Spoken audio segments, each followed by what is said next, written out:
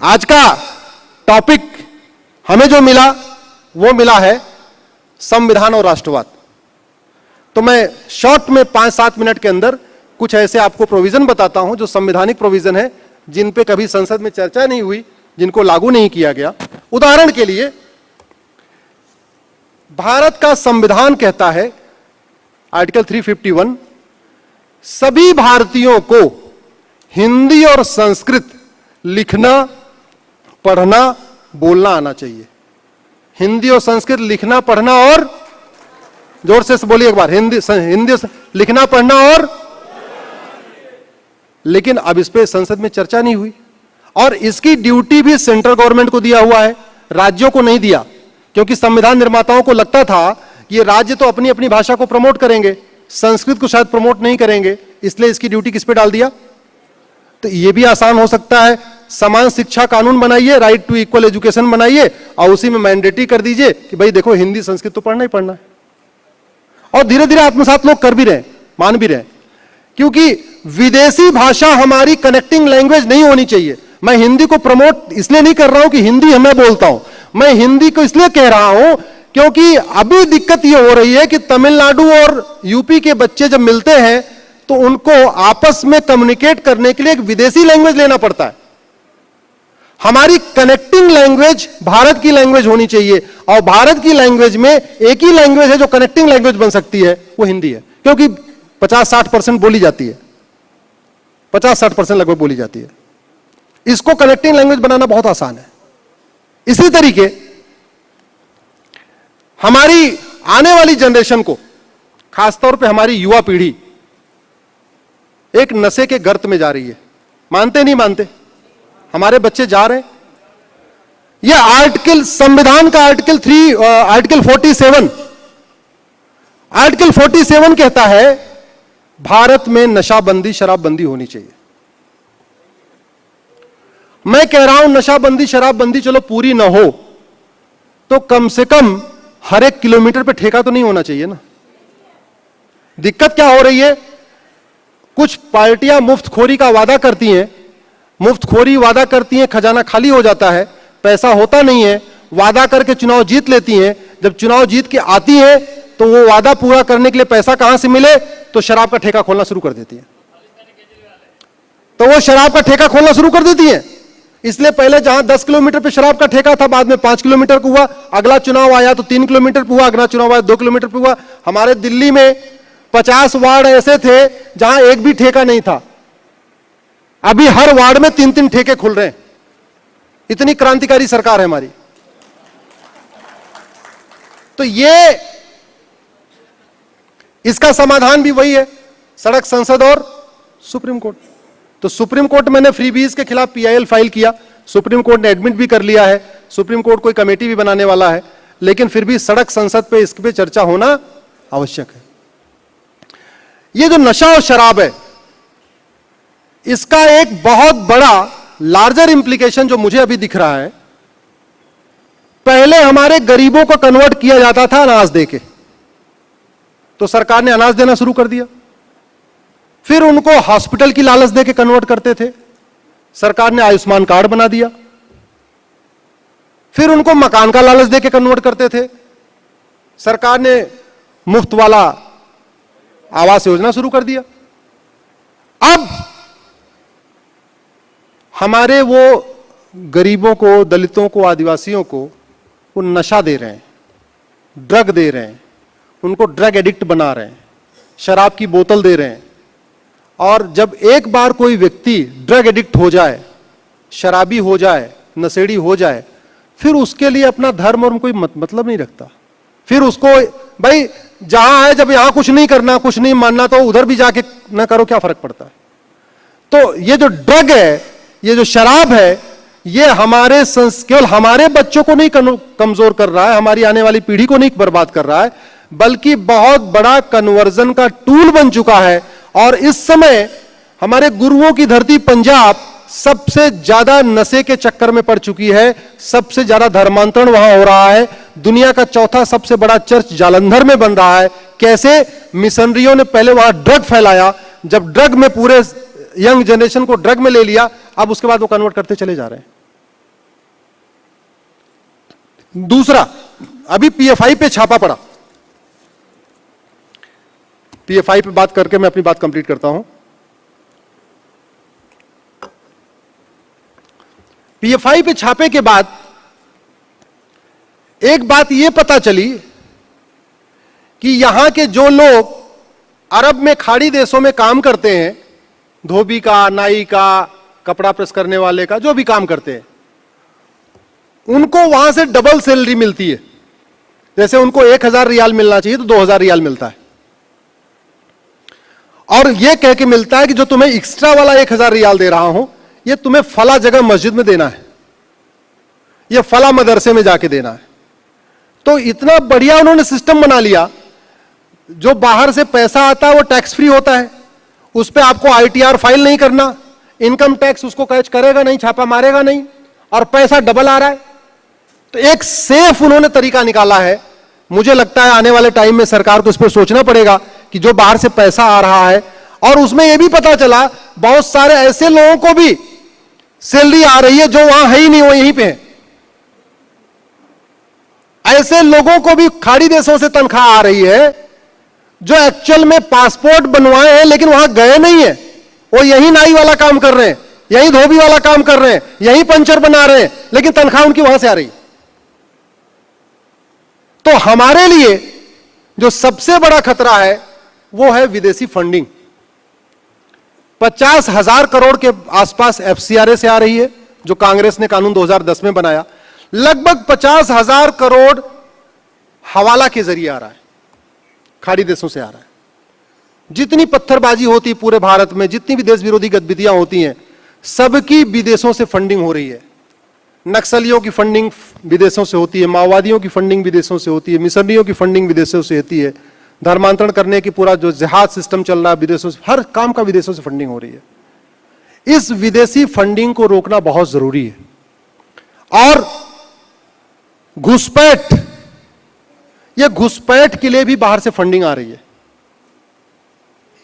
अभी बॉर्डर पे एक अधिकारी पकड़ा गया, उसके यहां 20 करोड़ रुपए मिला, हवाला के जरिए आया था। पूरा पैकेज है, असम और बंगाल के बॉर्डर पे एक पूरा पैकेज है कि भाई जितने घुसपैठियों को वापस करोगे आपको 10,000 रुपए मिलेगा। और 10,000 में क्या करना, आपको घुसपैठियों को अंदर भी कराना है, इसका आधार बनवाना, इसका राशन कार्ड बनवाना है, इसका बर्थ सर्टिफिकेट भी बनवाना। हमारे लिए बहुत बड़ा खतरा करप्शन बन चुका है। घुसपैठिए घूस दे के आते हैं, घूस दे के राशन कार्ड बनवाते हैं, घूस दे के बर्थ सर्टिफिकेट बनवाते हैं, घूस दे के आधार बनवाते हैं, घूस दे के ड्राइविंग लाइसेंस बनवाते हैं, घूस दे के बाद में वोटर आईडी बनवा लेते हैं। अब जब सारा डॉक्यूमेंट उन्होंने इकट्ठा कर लिया, हमारे और आपसे ज्यादा डॉक्यूमेंट उनके पास हो गए, अब आप एनआरसी लागू भी करोगे तो कोई फायदा नहीं होगा। असम की एनआरसी फेल हो गई कि नहीं हुई? ऐसे ही फेल हुई है। सर्बानंद सोनोवाल साहब ने पीआईएल किया था, सुप्रीम कोर्ट ने कहा ठीक है एनआरसी करो, एनआरसी हुई वहां पे और एनआरसी फेल हो गई। कैसे फेल हो गई? घुसपैठियों ने सारे डॉक्यूमेंट 2-3 हजार रुपए दे के बनवाए, पैसा उनको बाहर से आया, डॉक्यूमेंट बन गया, और जब वो लेखपाल पटवारी घर घर रजिस्टर बनाने गए, फिर उनको 2-2 हजार के गांधी जी मिल गए, उन्होंने उनका रजिस्टर में नाम जोड़ दिया। और कितनी उन्होंने बदमाशी किया कि उनको लगा अगर घुसपैठियों का नाम भी जोड़ देंगे और असम के लोगों का भी नाम रखेंगे तो बाद में जब रजिस्टर बनेगा तो जनसंख्या ज्यादा हो जाएगी। तो उन्होंने बड़ी कलाकारी किया, जितने घुसपैठियों का नाम जोड़ते थे उतने असम वालों का नाम निकाल देते थे। तो जब बाद में कंप्लीट रजिस्टर बना तो पता चला घुसपैठिए भारतीय बन गए और असम के लोग विदेशी हो गए। फिर बवाल हुआ। जब तक इस देश में भ्रष्टाचार खत्म नहीं होगा तब तक कोई भी देश विरोधी गतिविधि कम नहीं हो सकती। न घुसपैठ कम होगी, न धर्मांतरण कम होगा, न मिशनरियों का जिहाद कम होगा, न माओवाद खत्म होगा। आप विदेशी फंडिंग खत्म करिए, खालिस्तान खत्म। विदेशी फंडिंग खत्म करिए, माओवाद खत्म। विदेशी फंडिंग खत्म करिए, नक्सलवाद खत्म। विदेशी फंडिंग खत्म करिए, घुसपैठ कम हो जाएगी। अदरवाइज यह सिलसिला चलता रहेगा। इसलिए मेरा यह मानना है कि जितना बड़ा खतरा हमारे लिए पॉपुलेशन एक्सप्लोजन है, उतना ही बड़ा खतरा हमारे लिए करप्शन भी है। हमने अगर करप्शन को नहीं खत्म किया तो चीजों को संभालना बहुत मुश्किल होगा। और करप्शन का बहुत एक बेसिक सिद्धांत है, जितनी बड़ी नोट होती है उतना ज्यादा करप्शन होता है। ध्यान से सुनिए, पूरी दुनिया में जितनी बड़ी नोट उतना ज्यादा हवाला। भाई एक अटैची में अगर 100 रुपए की नोट रखो तो 1 करोड़ आएगा, मान लो 1 करोड़ आया। उसी अटैची में 2000 की नोट रखो तो कितना हो गया? 20 करोड़ हुआ कि नहीं हुआ? एक अटैची में 100 रुपए की नोट रखने पे 1 करोड़ हुआ, उसी अटैची में 2000 की नोट रखने पे कितना हो गया? 20 करोड़। तो हवाला बढ़ा कि नहीं बढ़ा? जितनी बड़ी नोट उतना ज्यादा हवाला, जितनी बड़ी नोट उतना ज्यादा काला धन, जितनी बड़ी नोट उतना ज्यादा आपका मनी लॉन्ड्रिंग, जितनी बड़ी। तो नोट जैसे बढ़ती जाती है वैसे वैसे देश विरोधी गतिविधियां कम होती जाती है। क्यों? क्योंकि यहां आप सब लोग आए हुए हैं, इसमें ज्यादातर लोग अपने पैसे से आए हैं। आपको पैसा कोई नहीं मिला होगा, सब अपने अपने पैसे से आए हैं, अपना काम धाम छोड़ के आए हैं, अपना समय दे रहे हैं, अपना दे रहे हैं। लेकिन जो देश विरोधी गतिविधियां होती हैं उसमें कुछ फ्री में नहीं होता, उसमें इधर वालों को भी पैसा मिलता है, इधर वालों को भी पैसा मिलता है। और पैसा कैसे आता है? आपने कभी खुद सोचा? माल्या ने 10,000 करोड़ लूटा था, माल्या ने 10,000 करोड़ लूटा, लेकिन क्या किया आपको पता है? अय्यासी किया, फार्म हाउस बनाया, चार्टर्ड प्लेन खरीदा, वहां लंदन में बंगलो बनाया और कैलेंडर बनवाया, जो जो किया उसने। आपने कभी सोचा कि अब्दुल करीम तेलगी ने 30,000 करोड़ लूटा था, वो उसने क्या किया? उसने तो कोई काम नहीं किया जो माल्या ने किया। अब्दुल करीम तेलगी ने 30,000 करोड़ लूटा था, लूटा था नहीं लूटा था? उसका पैसा कहां गया? हसन अली ने 35,000 करोड़ लूटा, उसका पैसा कहां गया? मोइन कुरैशी ने 25,000 करोड़ लूटा, उसका पैसा कहां गया? भाई चौकसी ने लूटा, चौकसी वाला दिख रहा है, लंदन में मौज कर रहा है वो। माल्या वाला दिख रहा है, घूम रहा है वो, अभी भी कैलेंडर अपना छाप रहा है वो। ललित ने लूटा, उसका दिख रहा है, किसी के साथ घूम रहा है आजकल वो। लेकिन हसन अली, मोइन कुरैशी, माल्या तेलगी, इन तीनों ने मिलके 80-90 हजार करोड़ लूटा। उन्होंने क्या किया? उन्होंने तो कोई अय्यासी नहीं किया, फार्म हाउस नहीं बनवाया, लंदन में घर नहीं बनाया, कुछ नहीं किया। तो पैसा गया कहां? मैं आपको फिर से कह रहा हूं, जब तक आप दुश्मन की रसद नहीं काटोगे तब तक, रसद समझते हैं सब लोग, सप्लाई पीछे से, जब तक आप दुश्मन की रसद नहीं काटोगे तब तक दुश्मन से लड़के जीतना संभव तो है, लेकिन बहुत लंबी लड़ाई हो जाएगी। अगर आप उसकी रसद काटोगे तो 5 साल की लड़ाई 5 महीने में खत्म हो जाएगी। रसद नहीं काटोगे तो आपको 5 साल लड़ना पड़ेगा, लंबी लड़ाई होगी। और इसका एग्जाम्पल मैं बता रहा हूं, जनसंख्या नियंत्रण के लिए एक पीआईएल, सीए कानून के खिलाफ 256 पीआईएल, 256 पीआईएल में बड़े बड़े दिग्गज खड़े होते हैं, कोई भूतपूर्व कानून मंत्री, कोई भूतपूर्व गृह मंत्री, कोई भूतपूर्व वित्त मंत्री, कोई भूतपूर्व शिक्षा मंत्री।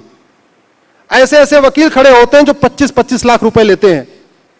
आपको लगता है उनको पैसा कौन दे रहा है? घुसपैठियों को बसाने की 22 पीआईएल खड़े होते हैं, भूतपूर्व गृह मंत्री, वित्त मंत्री, शिक्षा मंत्री, ऐसे दिग्गज। उनको 20 लाख रुपए कौन दे रहा है? हमको तो कोई नहीं देता। हमको तो घुसपैठियों वाली निकाली, हम तो अपने घर से पूरा खर्चा बर्चा करते हैं, कोर्ट फीस भी देते हैं, पेपर तैयार करते हैं, अपना दिमाग लगाते हैं। वो जो आ रहे हैं उनको कौन दे रहा है पैसा? सुप्रीम कोर्ट में मैं अपना प्रैक्टिकल एक्सपीरियंस बता रहा हूं, वहां हम लोग लड़ रहे हैं, बड़े मुश्किल से सरवाइव कर रहे हैं, क्योंकि इधर एक पिटीशन होती है उसके खिलाफ 10 आ जाती है, इधर एक होती है उसके खिलाफ 20 आ जाती है। वक्फ एक्ट, अभी मैंने चैलेंज किया वक्फ act, Jamiat Ulama Hind personal law board आ गया। 1991 का प्लेसेस ऑफ वर्शिप एक्ट मैंने चैलेंज किया, Jamiat Ulama Hind personal law board आ गया। तो इसलिए कह रहा हूं, लड़ाई 3 जगह से होनी है, सड़क, संसद, सुप्रीम कोर्ट। मैं अपने आज इस पवित्र भूमि से अपने जो माननीय सांसद हैं उनसे आग्रह करता हूं, आप संसद में 0 आवर में इसको उठाइए, क्वेश्चन आवर में उठाइए, प्राइवेट मेंबर बिल पेश करिए, बिल बना के मैं आपको दूंगा। इसी तरीके से मैं अपने भूतपूर्व सेनाधिकारियों से, जजेस से, आईएएस से, आईपीएस से कहता हूं, आप सुप्रीम कोर्ट आइए, आपका, क्योंकि आप सुप्रीम कोर्ट आना आपका बहुत जरूरी है। और बाकी भारत रक्षा मंच का जो कार्य है, मुखर हिंदू, जितने मुखर होके बोलेंगे उतना ही हमारा प्रखर राष्ट्र होगा। आप सबने मुझे सुना, मैं सबका धन्यवाद करता हूं, सबका आभार व्यक्त करता हूं।